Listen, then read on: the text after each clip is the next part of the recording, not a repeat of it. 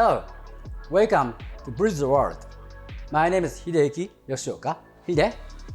I'm a host of this podcast program.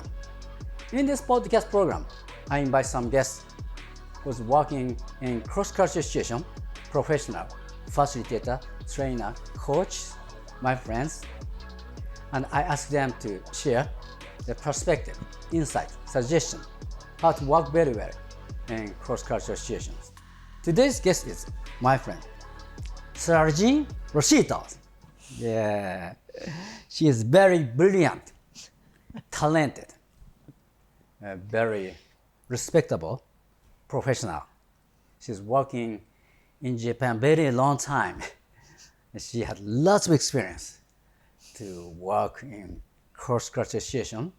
So I guess she's going to lots of insight for us. Thank you for coming today. Thank you, Hide. Thank you so much for welcoming me here today. Yeah. Very excited. Yeah, me too. It's a very great honor to have you in this podcast program. Thanks. So first of all, I would like to introduce yourself, your background, your expertise, experience. What brought you to Japan? Briefly. Wow, that's a lot. So briefly, okay, I've been working independently for about 20 years. 20 years. So since 2005. I see. Before that, I was working full-time in a nonprofit. I was a graduate school student. Mm-hmm. I was working full-time for the Tokyo YMCA. And before that, I was in New York. New York. So, yeah. You were New Yorker.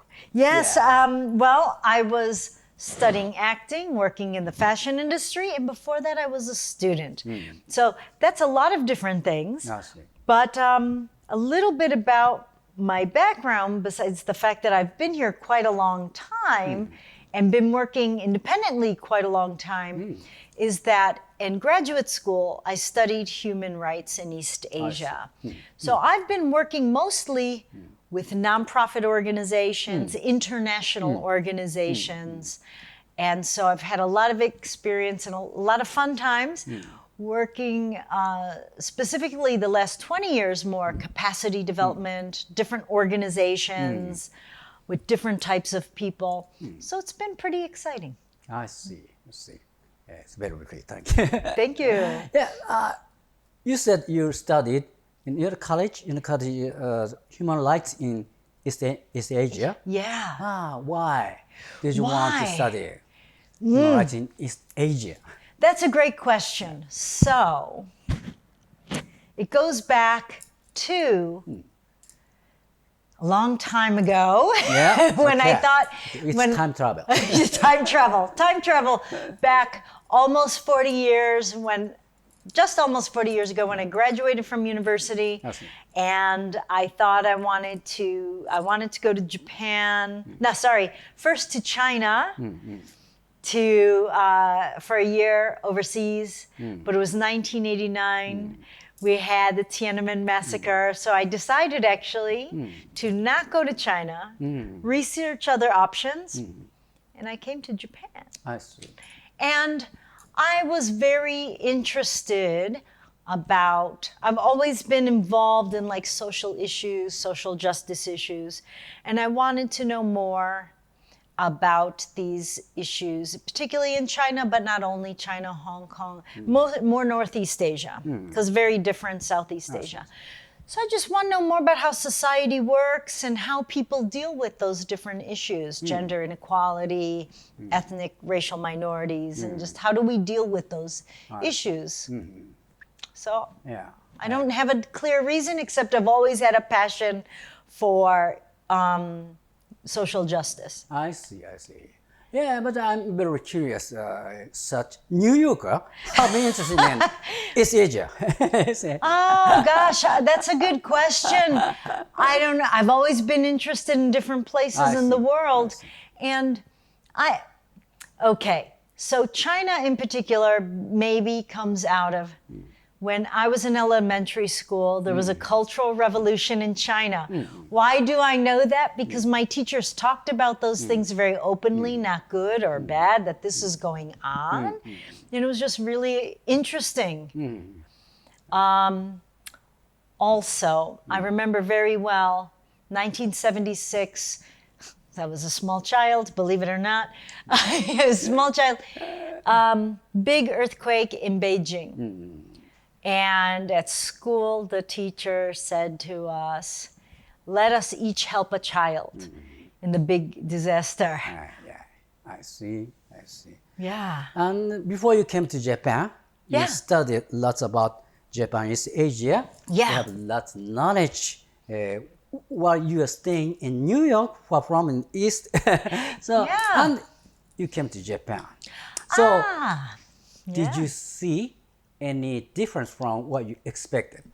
That's a good question, because I originally came for a year or two, I see. like many people. I see. But the first time I stayed only 2 years. I see. And I think one great advantage I had was not having too many expectations. Oh, So- not too many Yeah, expectations. I came with a lot of other people who were Japan majors, Japanese studies, Japanese language.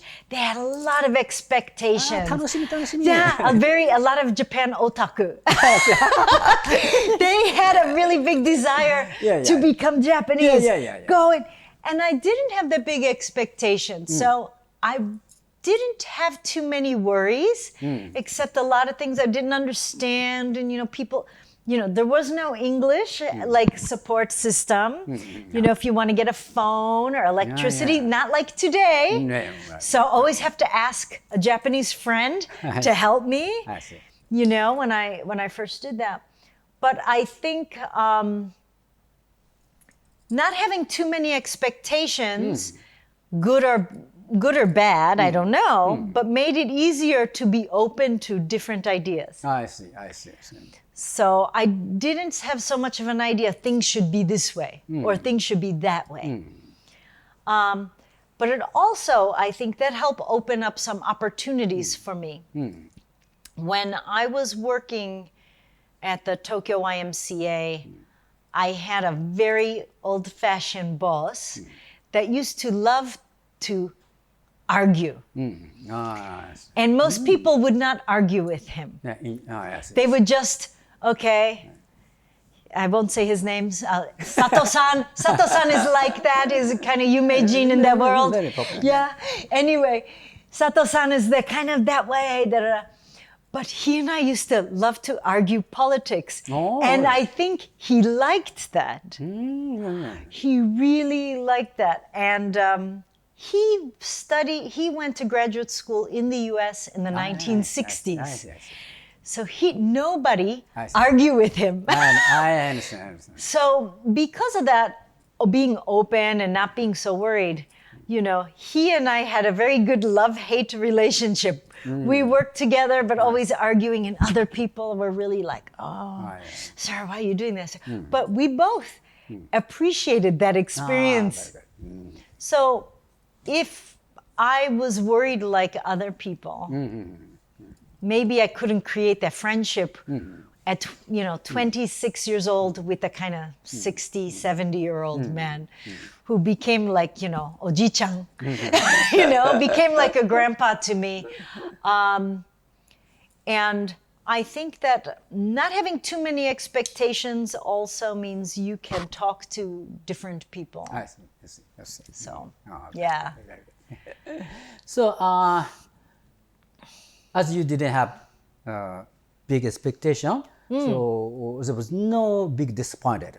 I understand. Meanwhile, is there any surprising beyond your imagination? Surprise thing. The Sato-san is one of the surprise. Yeah, that's a surprise thing.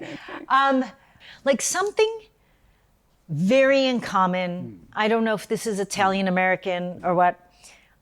Japanese friends always, if you go to someone's house, you always bring food or flowers. That for me is a tarimai. I see. I was very surprised by, in Japan, a lot of Western people do not do that. I was very surprised by that.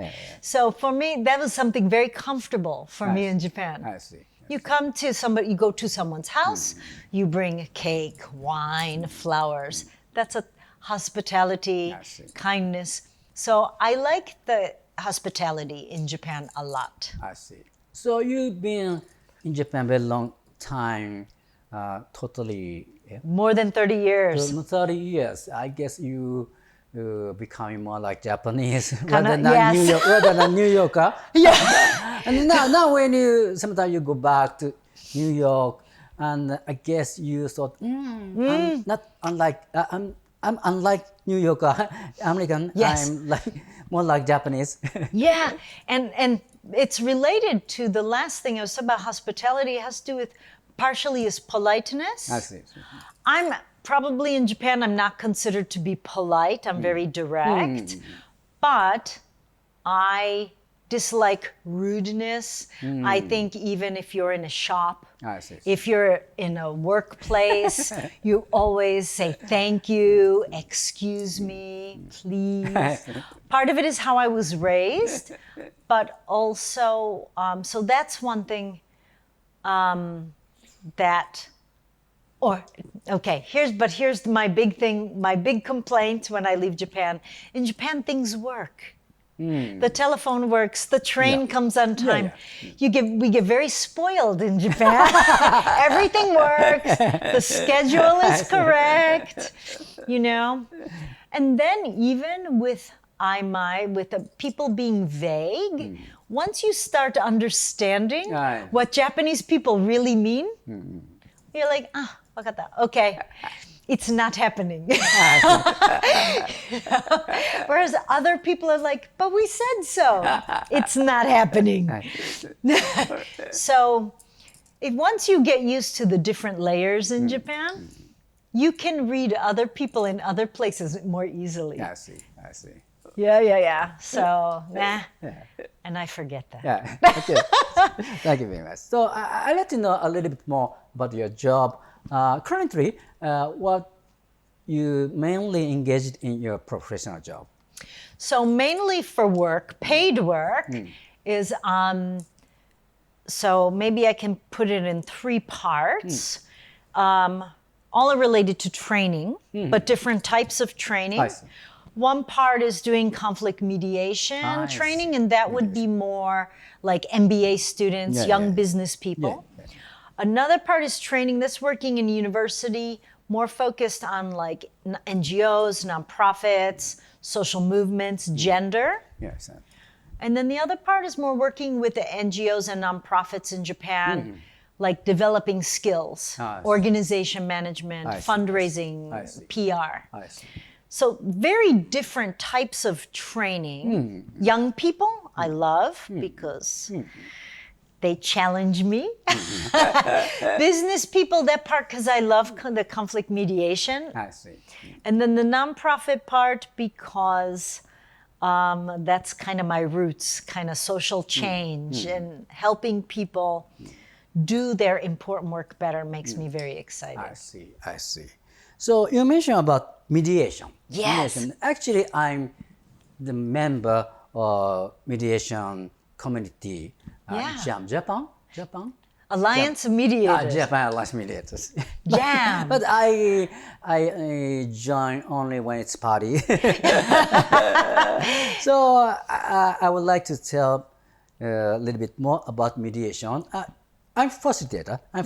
Because in facilitation, the skill area to how to manage conflict. Right. But my observation is conflict mediation is a little bit different from the conflict management of facilitation. So conflict mediation, what the conflict mediation is like?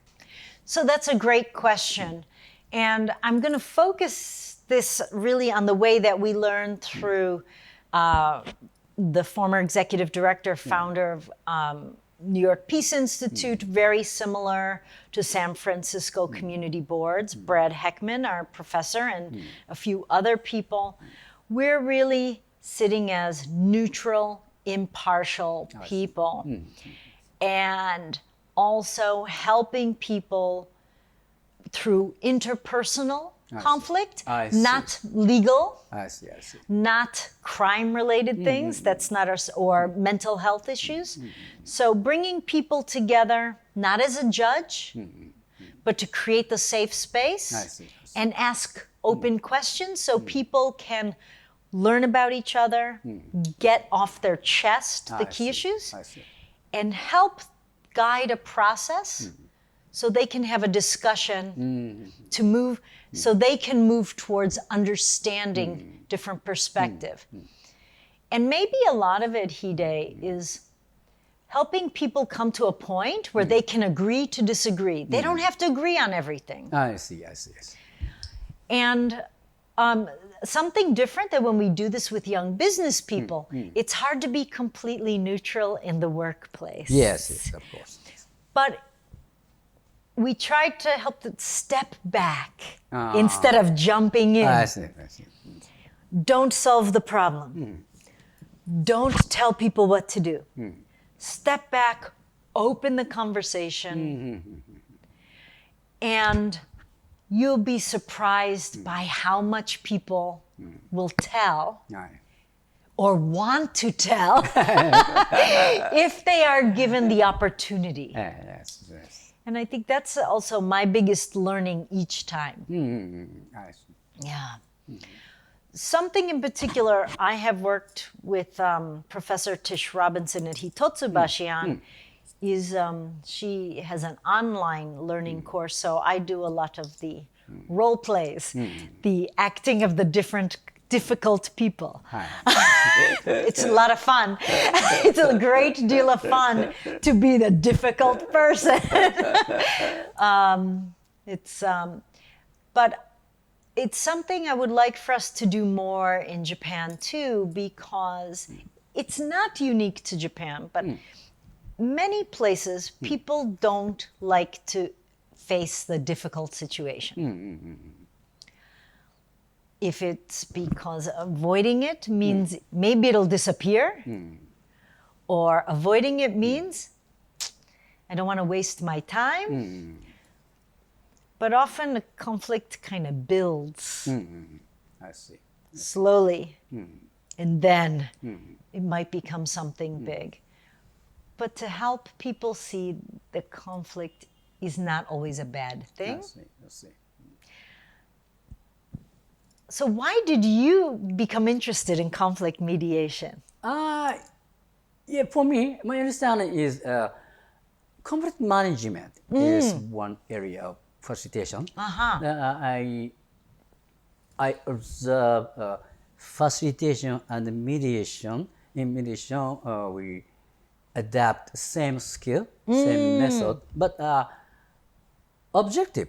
Conflict mediation's objective conflict mediation is more focused on Conflict. yeah, conflict, building relationship, and in facilitation, during the session, sometimes conflict happens. So we have to manage the conflict. But main object is reach out, go or find a solution. So in the course of the session, if conflict happens, we have to manage. But we don't focus much focus on conflict management. Right. And we don't dig into more interpersonal things. Right. So I think mediation has a different types of skills, different types of approach. So I'm interested in that. Yes. So what made me interested in conflict mediation? What really made me interested is I'm often involved in conflict, and conflict doesn't bother me. And maybe and maybe in Japan, or even my family, I don't know, considered kind of conflict creator. So because I ask too many questions. So I have that deep curiosity in my personality.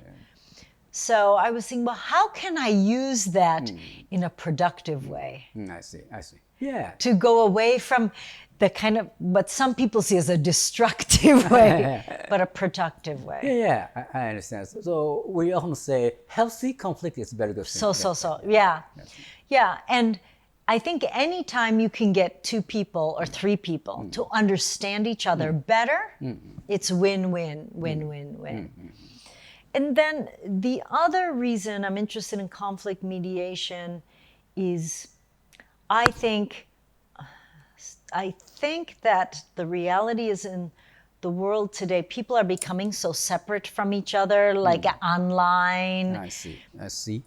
And particularly I see with younger people afraid to talk to people different ideas. Yes. Maybe different race, okay. Maybe different gender, okay. But different idea, it's dangerous. And that, I think, that's why I like working with young people. You know, we have to live together. We have only one world. Yes. And building relationship one by one is the most important thing, I think, for building a broader understanding in the world. And that connects back to my NGO work. I see. Yeah. If people can understand each other, we don't have to agree all the time. But we can work together, we can have fun together. Yeah.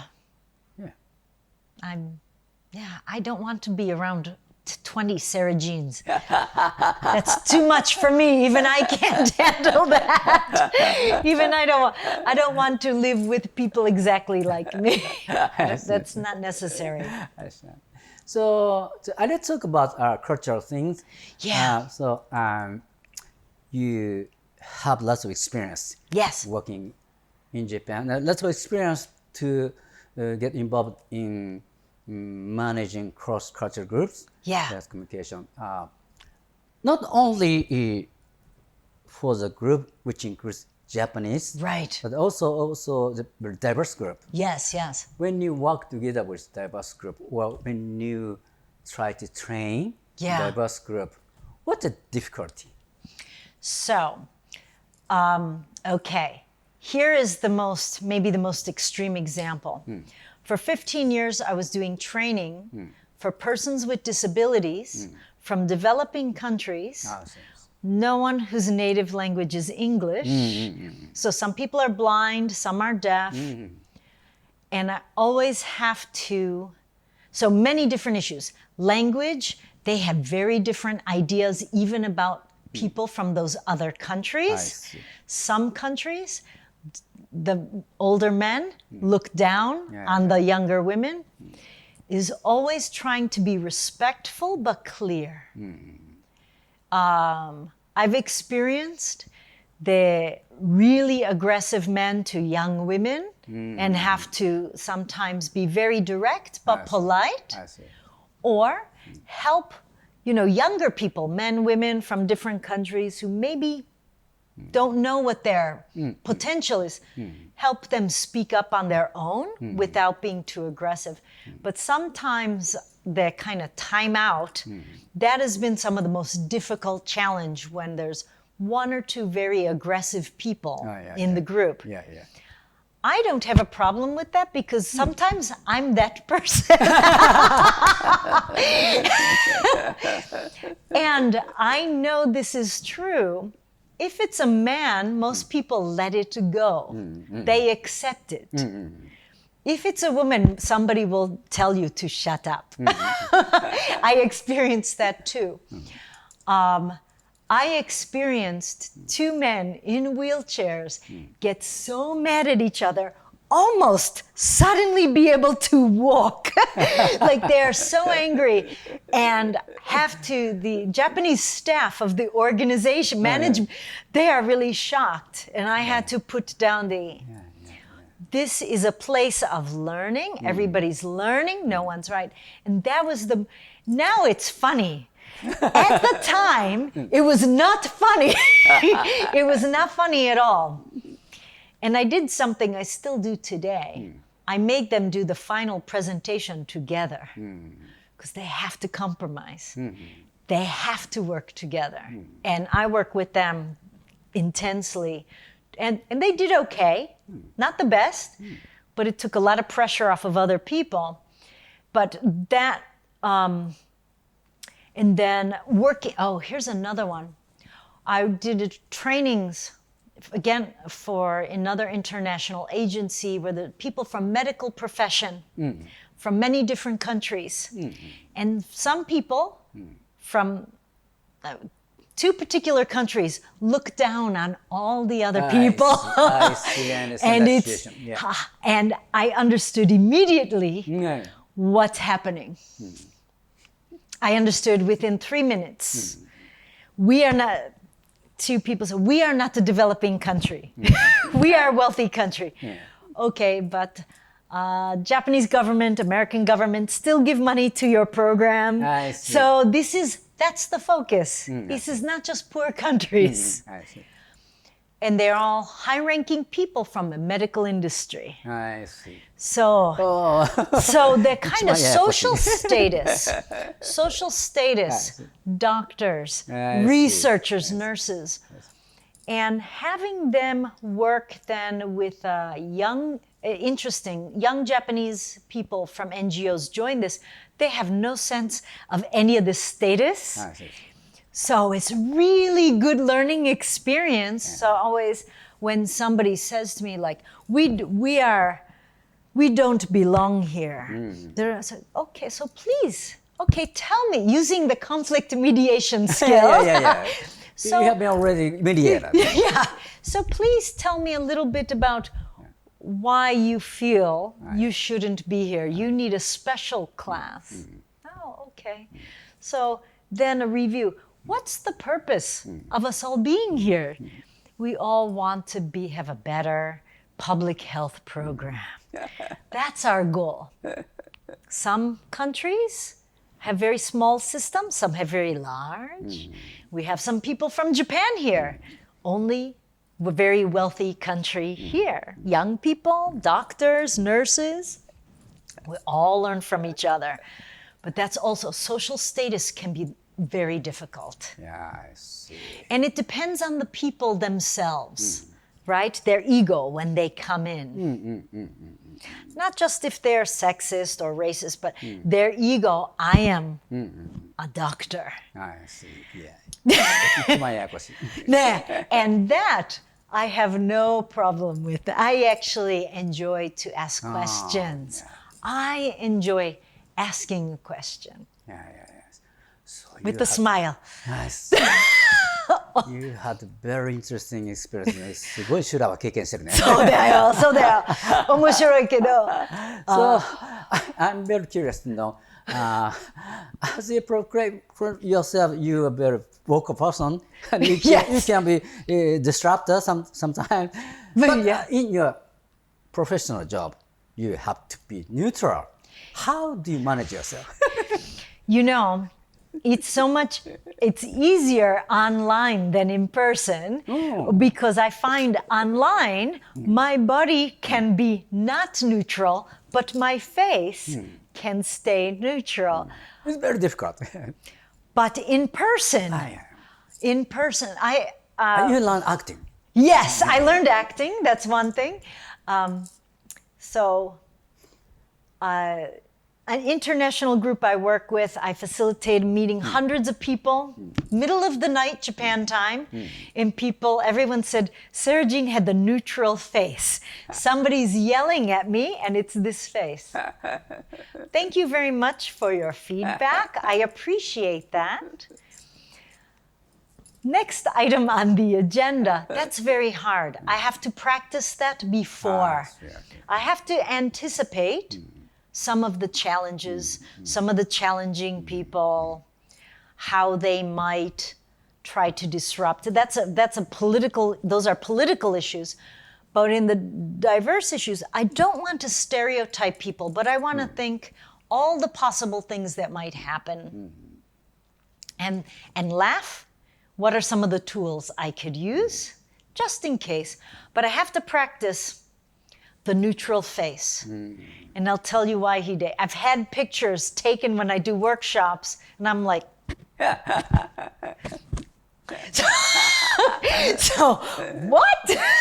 So I have to be able to say, what? Inside, but outside be, that's an interesting point. Tell me why you think that's so important without being this is the most difficult thing. My Yeah. eyebrow and my lip. Yeah, very. It's such a but I have to train myself. That's acting. Acting training. Yeah. Okay, so let's talk about Japanese culture. Yes. Yeah, you've been working long in Japan. Long time.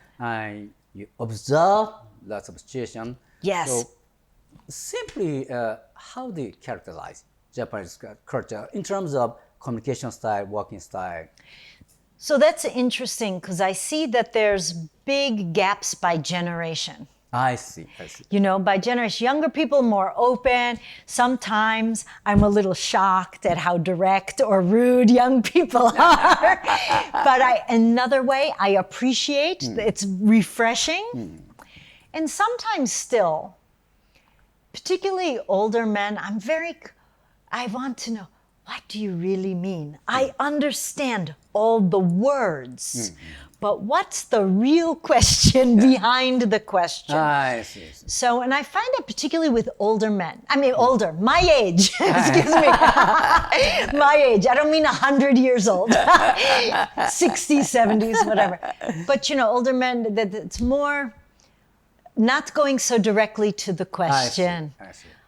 I find that maybe because older women more direct, because I'm an older woman, I don't know. But so sometimes I see it's a bit of a generational shift. I see. You know, or because younger people don't want to be so formal, or they haven't learned yet how to be properly. I understand. Or because they don't have any brothers or sisters, so they just say what they think. So I think what I would be interested to talk about this with you, Hide, in a few years when some of these young people are working, do they change to more aimai, hone tatemai style? I see. Or do they stay like, heiwa style? I see. But it's a clear difference. I understand. But I think that the indirect, I've gotten used to it. And sometimes I have to tell my friends, Japanese sometimes as well. Oh, let me give an example. The first time I went to Tohoku after 3/11 disaster, I was with a bunch of Japanese NGO people. Many of them worked in disasters, but never in Japan. All young women, they work in disasters in Southeast Asia, Africa, but they don't have experience working in rural Japan. I see. And most of them are Kansai people in their 20s. So that's also another difference, right? They're highly educated, work overseas, all women, no working experience in Japan, I see. and no experience in a rural area in Japan. I see. So we went to a project with elderly people, old elder folks' home that was destroyed. And there was one elderly guy who kept talking about gaijin. And afterwards, we're in the car, and Mieko-san says, why are they talking about gaijin? You are the only gaijin. I said, no. When they talk about me, I'm gaikokujin. You are gaijin. Your way is completely foreign to them. Very direct. You're not using a very formal Japanese. And you are from a big city. This is a really small town. They are erai people. And you are not, and also, sometimes just gaijin means somebody from a different town in some parts of Tohoku. So they were like, how do you know that? I said, because I'm the only gaikokujin. But all these other big city people are coming and say, we can do this, we can do that. Like, we don't want the gaijin telling us what to do. But for Japanese, the way to call gaijin, it means kind of a respectful expression. It creates sense of aspiration, because we call Westerner gaijin, but we don't call Asian gaijin, 外国人。 But when gaijin is used for Japanese people to other Japanese people, it's not polite. Yeah. Oh, It yeah, of means course. a kind of Right, big right. city Right. person coming Right. to tell us what to do. Maybe like a Westerner. I don't know. But yeah, so, yeah, exactly. And that other part I understand. So gaijin, gaikokujin, there's many layers. Yes. And actually, I don't find the word gaijin, gaikokujin offensive. I dislike more foreigner. I don't mind gaijin, gaikokujin. And part of it is because in English, and this is my generation, different time today, my generation, the word foreigner has negative connotation in English. I see. But gaijin, gaikokujin, I don't feel is a negative thing. It's just a not Japanese person to me. Yeah, yeah. It's a Right. Western person generally. Right. 基本的に. Right. Or people who seem foreign. People who are foreign to us. So, nah. Yeah, but I don't know, gaijin, gaikokujin, I don't find as a negative thing. It's That's just, nah. Anyway, so, but that, you know, I think this is an interesting time to be in Japan because a big shift, not just because of Koreisha Shakai, but because everybody's talking about diversity. What does it mean? Does it mean this? Does it mean that? How do we include different people? Yeah. And a lot of times we don't know what we are talking about. You know, Yes. This person is talking about women. This person is talking about foreign people. This person is talking about young people. That guy is talking about 障害がある方. And I think that's kind of interesting too, because we have to have that discussion. Yeah. I see. Yes. And if we don't talk about it, if we just be,曖昧about it, we're not going to come to a good solution, I think. I see. In Japan, we've been very conscious about globalization. Right. Particularly in the past couple of decades, Yeah. we have been very passionate. Yeah. So we need to be more globalized. We need to acknowledge diversity. Right. But before that, what is diversity? we So. have to understand. But we very passionately try to catch up with the global trend of diversity, globalization. But meanwhile, I see many Japanese are very confused or struggle how to address this topic.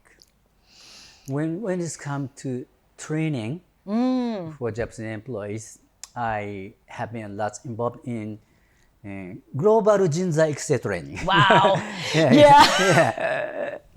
Mostly it means business ethical training. Right. But sometimes it contains facilitation training using English. But just being fluent in English is not the goal. Yeah. And actually, I experienced that in some global jinsai training for 国際公務員になるため that people think it's just learning English. But that is not enough. Yes. And also, we have to learn the way to communicate with diverse people in more appropriate way. And we, many Japanese admit our cultural communication style is very unique. As you mentioned, we prefer indirect communication. そうだよね。 We don't surface what's in our mind. And as we get more conscious about globalization, sometimes we are likely to deny our own unique culture. I think that's wrong. And our own individuality. I see.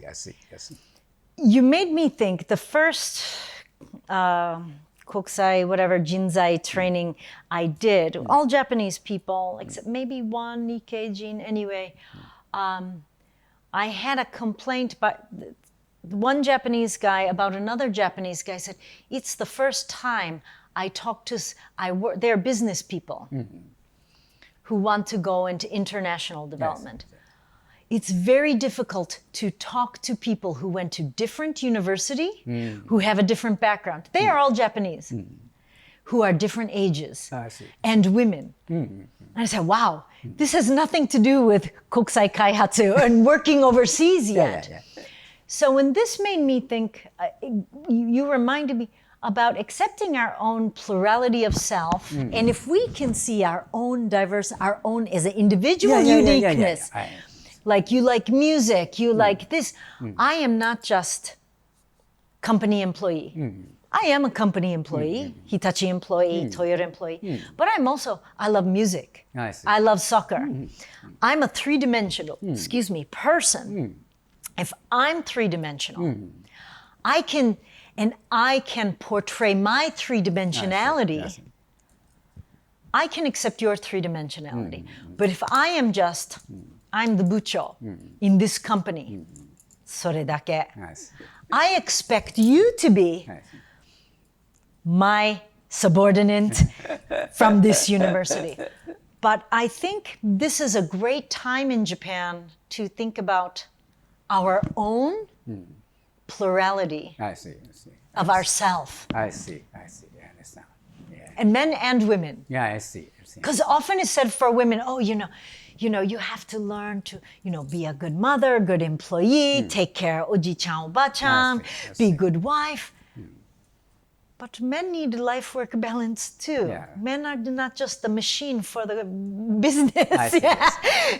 The diversity has lots of dimensions. So. The national cultural diversity is one dimension. Right. But I think diversity between individuals is very important. Right. Firstly, we have to admit our own uniqueness. Yes. And also we pay more attention to the diversity between individuals. Right.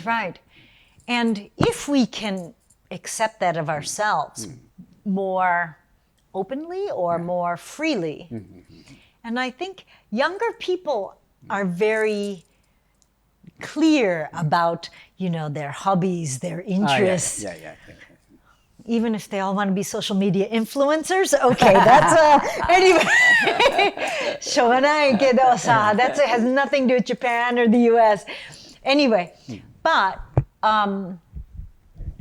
will they retain that when they go to, we have a career? I don't know. But, I think what you said, respecting our own uniqueness first, is really important also to,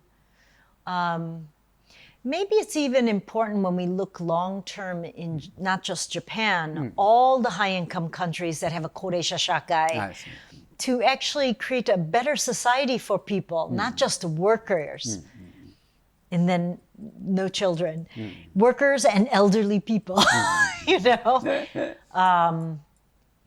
build a better society for everybody. Not just for new workers from foreign countries, but local, like domestic, Japanese people or Korean people, we have to accept our own plurality of our ID. Who am I? Yeah. So, if for Japanese, if we need to value plurality of an individual, diversity between individuals, in order to be more globalized or in order to understand more diversity, what do you suggest for us to do? That's a real tough one, because in another way, you don't want to remove people's sense of community. And I think that's very important, very strong in Japan. Respecting the collective, that's very important. But how do we develop, and I don't have the answer, but how do we develop the sense that in every collective, in every group, the reason why every group works well is because of each member's strengths. And that is, I guess I'm kind of old-fashioned in the idea of diversity. The reason why the group works well is because each individual has different strengths. I see. We don't take advantage of the weaknesses, we use our strengths.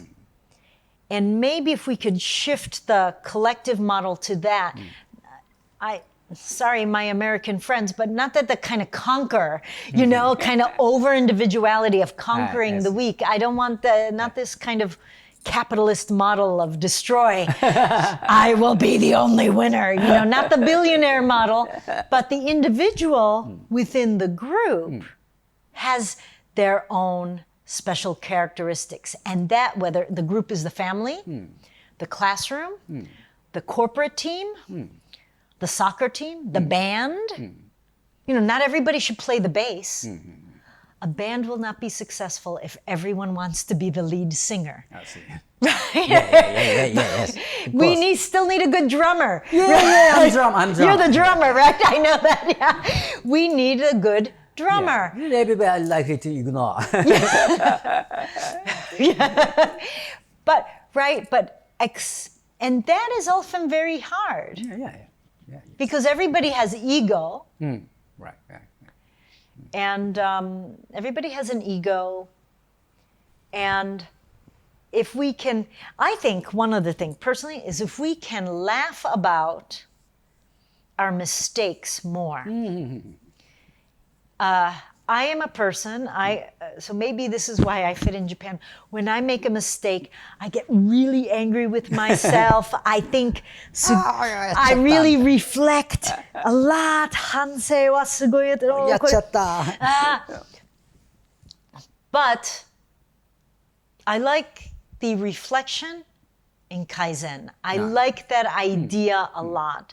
But if we can laugh with the reflection and make it for ourselves, laugh a little bit. I love that good idea. Yeah. To not just feel bad. I see. Can you believe I did that? I like to tell my stupid mistakes. Not too embarrassing ones. When I do a workshop, say, I've done stupid things. You will do stupid things too. It's okay. I love that idea in Japanese. ネタにする. Yes. So that if we can laugh at ourselves, we can learn from that. I see. Not just punish. I understand. Not hiding. Right. Oh my God, I can't show my face again.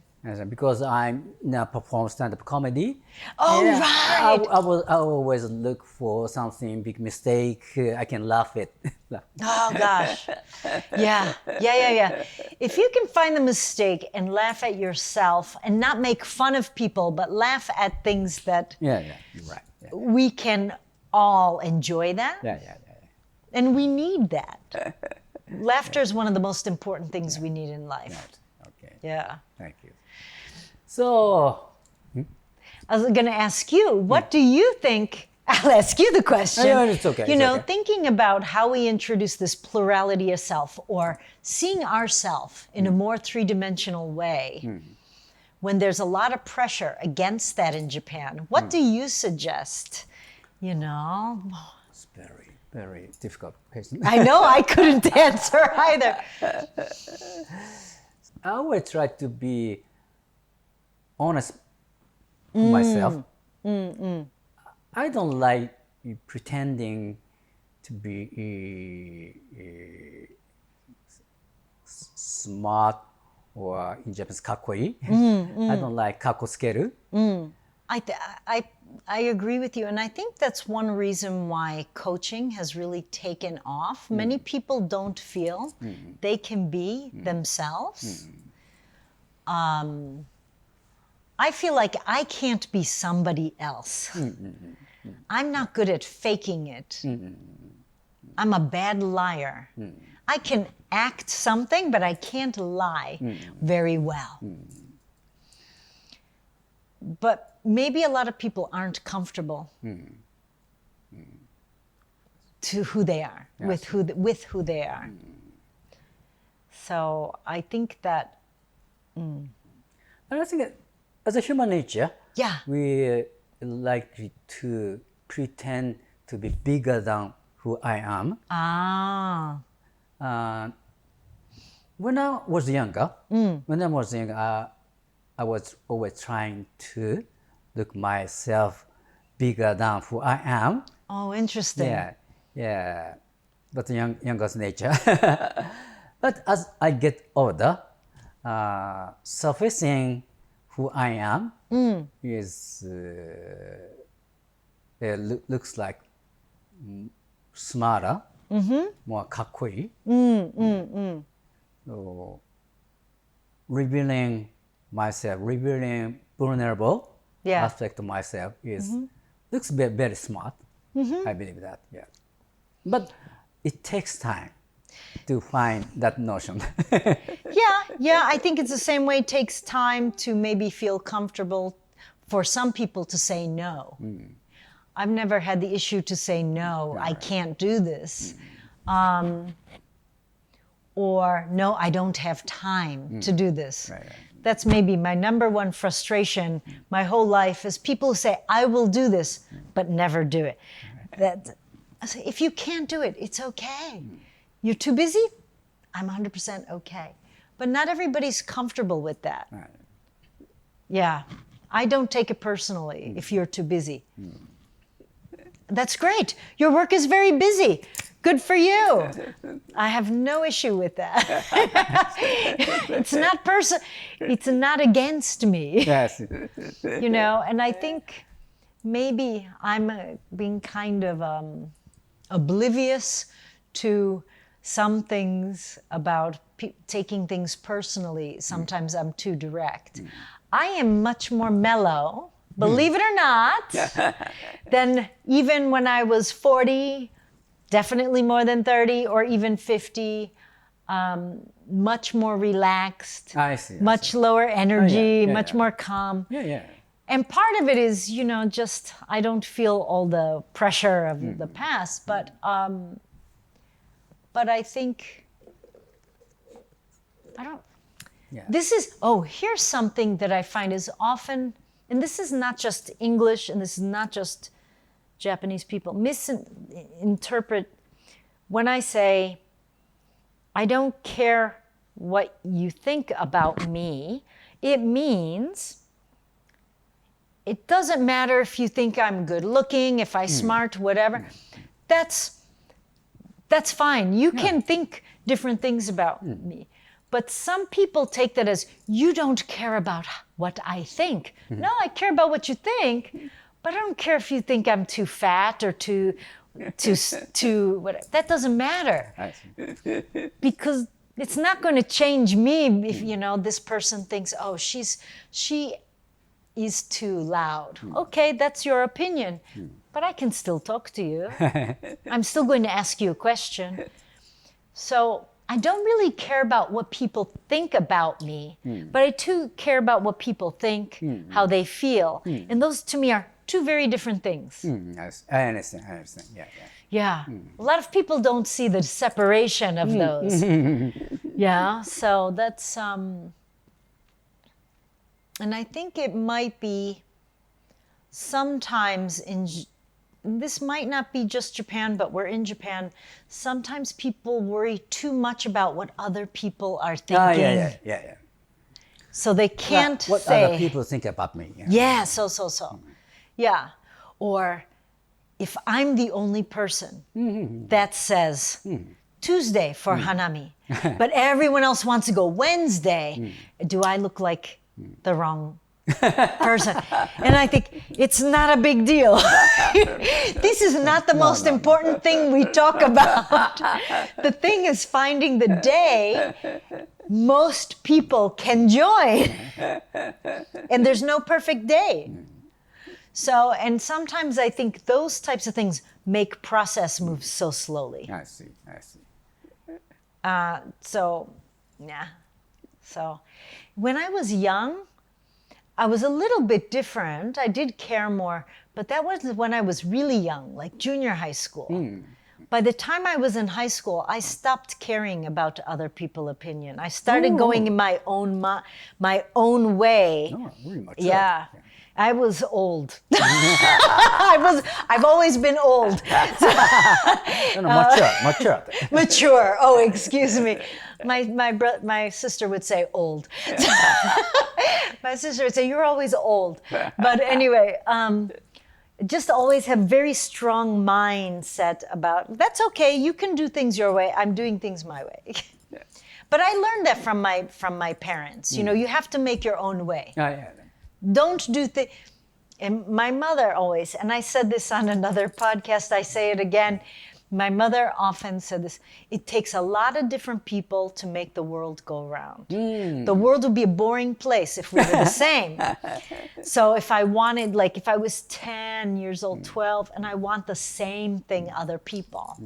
And my mother was not that type of person. Your mother is a very good person. I think, I hope so. But The same child, 我が道を行け。 yeah, なかなか。 yeah, you know, that in reality, there was something else behind this. My family did not necessarily have the money to buy other things. So my mother always made the kind of you make your own way to have a good time.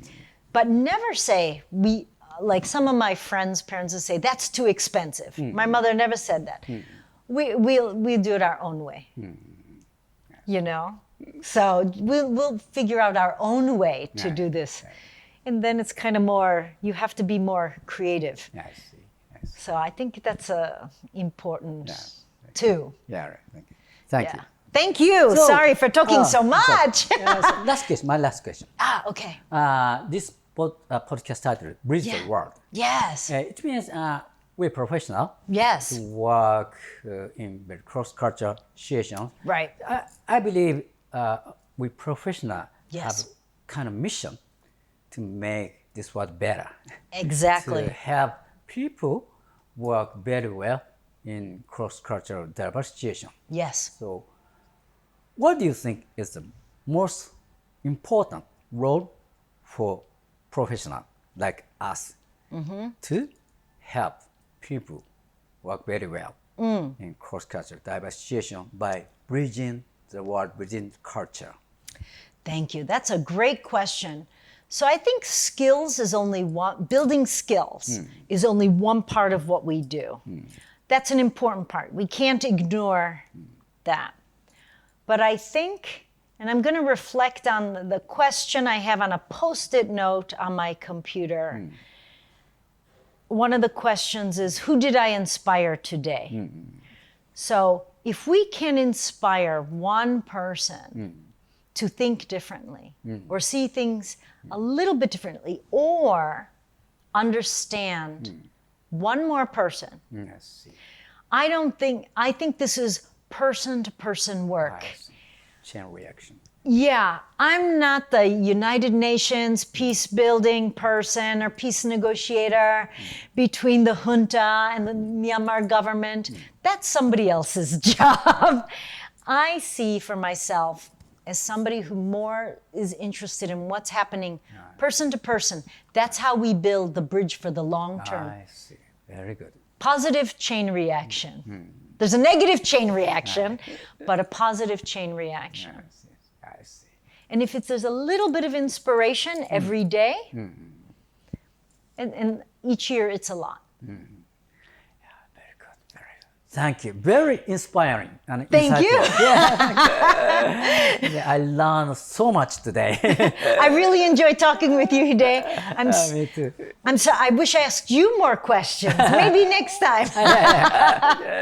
Well, thank you very much. Thank you, Sarajean. Thank you. Thank you. It's great. Thank you. Great to be here with you. Bye-bye. Bye-bye. Hi, I'm Sarajean Rossitto, and I've been working as a consultant for about 20 years here. And I'm working in these areas of nonprofit capacity development and conflict mediation, as well as skills development for people who want to know more about working with different communities or different cultures. And actually, if you're interested in bringing in some conflict mediators, contact me, Sarajean Rossitto.